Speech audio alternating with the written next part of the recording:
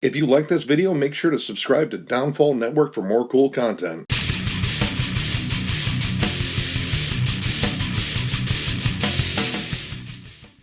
What's up, everyone? Thralls Model here once again. I am Necrotic Nick. I'm Jammin Jon. I am Rin. And we're back with another retro review, and this one is a mutual favorite of all three of us here, one we definitely grew up with. We're going to go over Nailbomb's illustrious but very short career. And pretty much just going to cover over their only studio release, Point Blank, which came out on the 8th of March, 1994, and then the following year they released their only live album from their only live show. So this was pretty much the brainchild of one Max Cavalera from Sepultura and one Alex Newport of Fudge Tunnel. Now, these guys came together under some interesting circumstances. Max Cavalera's wife, Gloria Cavalera's daughter, had relations with Alex Newport. How they met? Now, luckily, at this time, they were both hanging out in Phoenix, Arizona, where pretty much during the entire time of Nailbomb's existence, that's where they were. Well, minus the one live show they played. In Donington. In Donington. So, one little travel arrangement, and then like, we're done. We're good. That's it. So, pretty much, their whole shtick was they wanted to make an industrial metal album, but also a punk album, a hardcore album, and just pretty much whatever was too heavy for Fudge Tunnel and not heavy enough for Sepultura, and that's where all these ideas met up. And you get one blistering release. Whatever style they did, it was nasty and aggressive. Wasting Away right out of the gate is just a thrashy but hardcore barn burner. In your face, vocal trade-offs between both Max and Alex, which both of them have the perfect voice for this style. It's just a lot of yelling and hatred and just riffs and riffs. And simple riffs at that, but the simple riffs had their place. Definitely made it a pretty heavy ordeal, in spite of the fact that it was industrial. And they work their voices together. Alex's voice is a little more high-pitched. I wouldn't say shrill, but more punky. And slight English accent. Max sounds like a deranged guerrilla madman with a slight Brazilian accent. Slight. How do you think? How do you think he sounds? And what's interesting in terms of the vocals on here too is you get a lot of different stuff on different tracks, like how they're layered. Like sometimes there's a vocal effect on one of them and not on the other. Sometimes one's more in the front, sometimes the other one's in the front. It's really interesting how they kind of bounce us back and forth. And in terms of styles, I would say every track on here is kind of wildly different than the next. Yes. The way this is paced is you don't know really what you're going to get, whether it's going to be a hardcore track or just a straight up industrial track. It's really interesting how they mixed all this. And the production on here is really wild too, because they pretty much just mixed it by song rather than album, I think. Like, there's some uniform characteristics, but most of the time it's different production for different songs so they can get a different sound. Right. And the last track feels totally like Sepultura. Even Cockroaches, much the same as Sick Life, has a very straightforward sort of hardcore groove. Actually, it reminded me a lot of Helmet. Oh, yeah. And it's just that 90s groove that, well, if you grew up when we did, you know that groove. It was pretty much the one where like everyone started moving faster in the pit and it's like, I gotta either get in there or die. Right. Those were your choices. I was younger then. And all of the songs almost sounded like, they're like, well, we need 13 songs. Let's write one, mix it, master it. Okay, that's a song. Let's write another one. And not look at the whole picture at the end. But somehow it all fits together. It's really just kind of an interesting thing. Like, it feels like very punk in the sense like it's thrown together. It's like, all right, we were pissed at this time. We needed to throw out a pissed off song. But do we want to use the drum machine, or are we going to borrow Igor, which he pops up on here, as well as Andreas, and even Dino Cazares from Fear Factory, just adding some extra chugs because he's exceptionally good at that. He's pretty good at chugs. Yeah. But yeah, it's just interesting. It's whatever they wanted to capture at the moment. Anything with Max in it at this point. Sepultura had such a strong hold on metal back in that time period too. I mean, it sounded like Sepultura as an industrial band. Yeah, there was a fair amount, but there was also stuff in there that sounded way, way different. Yes, I don't want to say if the whole record was like that, but like Some of Your Achievements is one of the most different songs on here.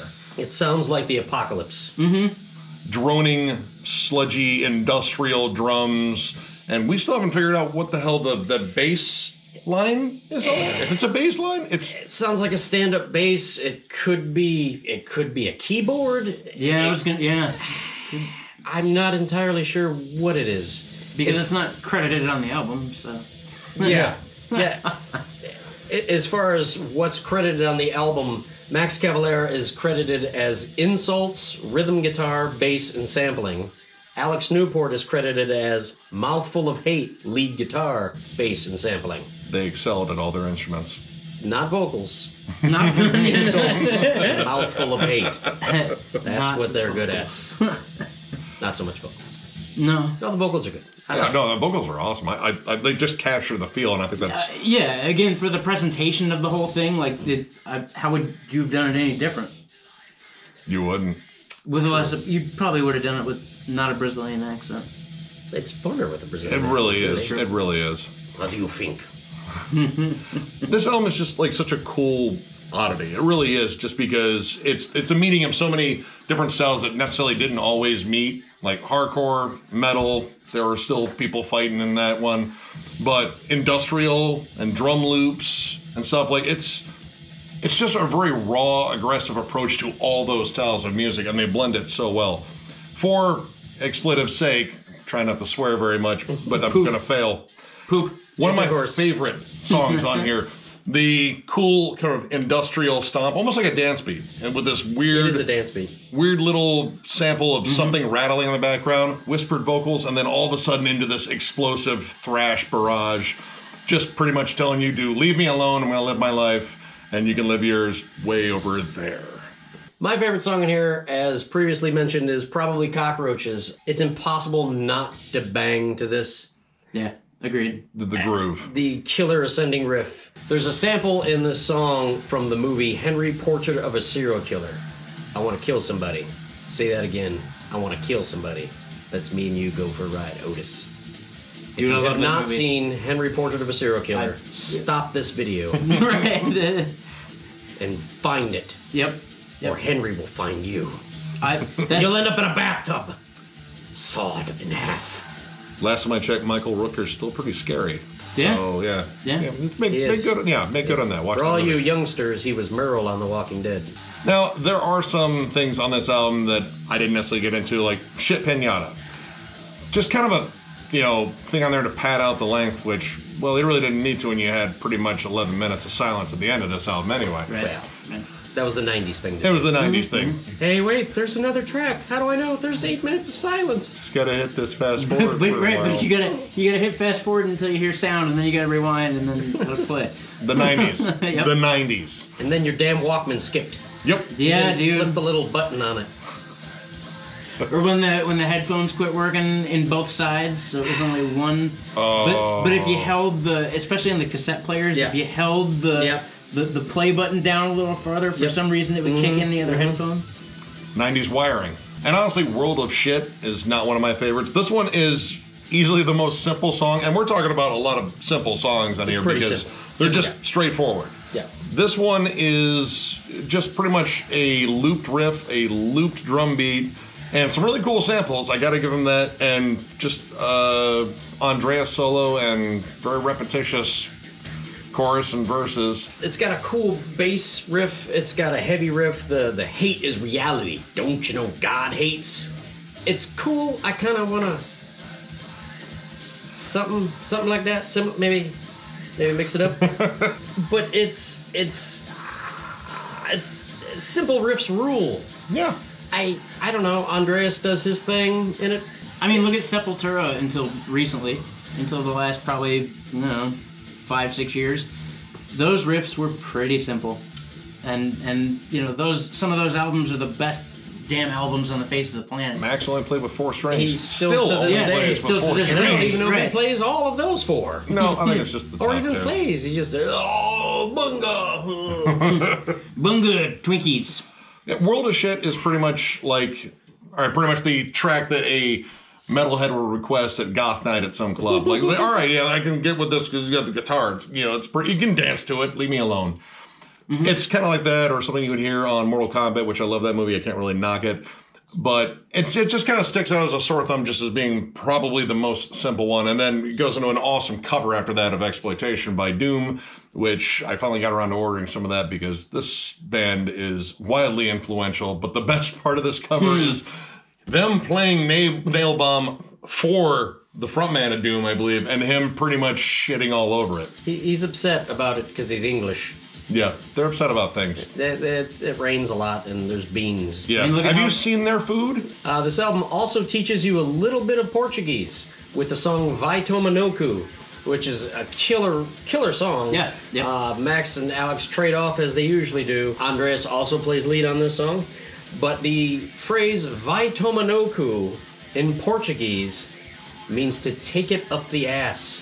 They just pretty much say, go fuck yourself. Either way, it's not a great cold open to someone you meet in Brazil.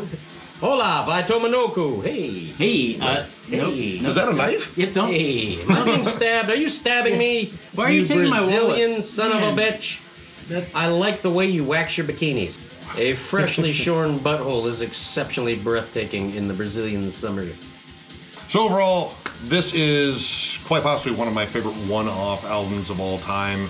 I still jam the hell out of it because it is such an interesting little pocket of history. It pretty much satisfies my need for thrash metal, hardcore, and industrial all at the same time. And I love Max. Max does a lot of great things. Yep. This is an awesome album. I give it 4 stars. I strongly recommend it. It is just an awesome, weird album that is such a mix of different things, and it pretty much embodies the 90s in terms of heavy music. I'm also going to give this 4 stars for a ton of reasons. A, I've been jamming this record for a long time. In fact, you showed me this album when we were teenagers, and We were teenagers long ago. yeah, I've jammed this record 1,000 times. In fact, tonight was the first time I'd heard it in quite some time, and it just, again, all these songs are a reminder of how good some metal was in the 90s. Yeah. I'm not even that big of an industrial fan, but it's Max. What can I say? I've been listening to this album for almost 25 years, which is depressing in more ways than you can imagine. YouTube. But this came out when I was in the height of my Max fandom. It was before Roots. It was after Chaos AD. I was diving into industrial metal, and then I found this, and I was like, oh. If you're looking for complex music, this probably is not going to be your record. Nope. This is perhaps the most badass side project of all time. At least for Max. Yeah. Yep, for Max, yes. They have a cool band name. They have a cool logo. They put out one album and gave no shit. I'm going to give this 4.5. And I love this record. And I will listen to it for another 25 years. Yep. Yeah. Same here. Yeah. So this album came out in 1994. And in 1995, they played their one and only show at Dynamo. Dynamo is in Europe, and it's dynamic. They play their first and only show at Dynamo 95. They play pretty much the Point Blank album and Dead Kennedy's Police Truck, which is awesome. Igor plays on most of it. There's actually another drummer. And D.H. Peligro from the Dead Kennedys.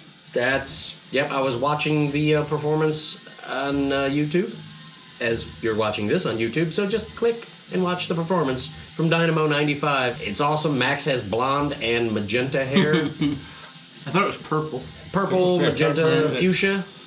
He was in a the hair 90s. dyeing It's phase. the 90s. 90s were crazy. Yeah, Manic Panic. Evan Seinfeld from some band, what's the band? Biohazard, Brooklyn, New York. Plays bass on the last 2 or 3 songs. Actually, Dave Edwardson, also from Neurosis, was also playing that's bass. that. Yep. Yeah, Yep. Yeah. He's got like red and black hair. Yep.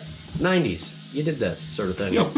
At the end of the performance, Alex throws his SG into the drum set. Max leaves his guitar, which I believe was a BC Rich Bitch, laying in front of the amp, and Evan Seinfeld, still in the bass, Brooklyn, New York, walks up to the mic and he says, "Nailbomb, motherfuckers."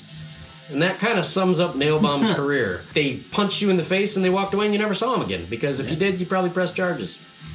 Why'd you punch me, man? I'm a nail bomb. That's what I do. That's what we do. Exactly. Punch you. Nailbomb. Blows up. Shrapnel. So not long after that, same year, they put out their only live album, obviously, Proud to Commit Commercial Suicide, which, yeah, the title is pretty much them saying, yeah, no, we just killed the band right there. We There you sold go. out. We sold out.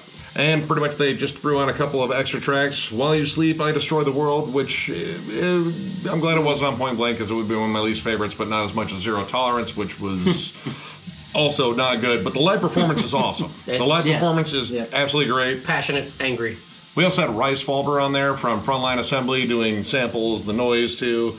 And pretty much almost immediately after this show, they broke up.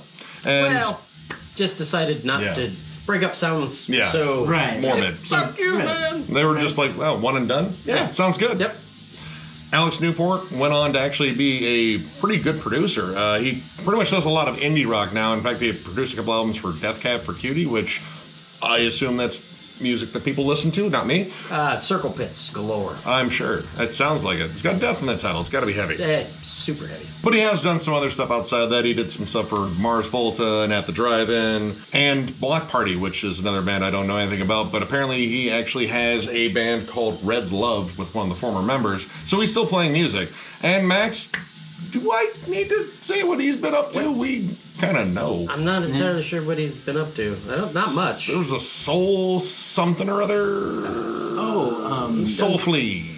Soul. Souffle. Souffle. Yeah, There it is. souffle. Got it. Good. French. Souffle. I Yeah, knew- he's Brazilian, French, Brazilian. Yep, Yeah. I knew. I think there's a thing there. If you're a fan of Max, of one of his bands, you're pretty much a fan of Max in all of his bands. Yes. Because there's not a whole lot of variants going on. Not too much. No. No? He counts in Portuguese quite a bit. Yes. Yeah. 1, 2, free. But he did actually, in 2017, get Soulfly together to do a Nailbomb tour, the first time those songs have been played live since that Dynamo show. And did the entire set. Unfortunately, Alex Newport wasn't available for that because he was busy, producing music or writing music for the bands. Very busy guy. Were we going to go to that show? I Thought so. think I think we we were. missed it or Would have something. loved to see that. That would have been awesome. I actually had Igor on there doing a lot of extra parts on there too. I may have come out of mosh pit retirement for cockroaches. I've seen you come out of mosh pit retirement a It's couple rare. times over the years. It's like an obituary. All of a sudden you get I did. inspired. It's, once you hear "Hold My Beer," don't be around me, Right?